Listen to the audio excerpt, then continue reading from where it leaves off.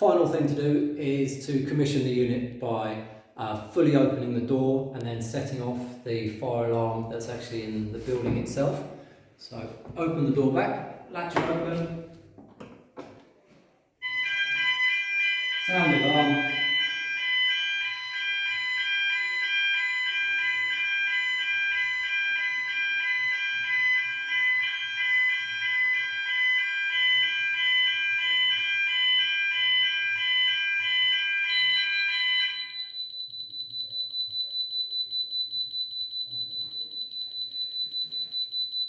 After it has closed, it will automatically reset, and then if you fully open the door again afterwards, it will latch back into free swing, and that's the installation complete.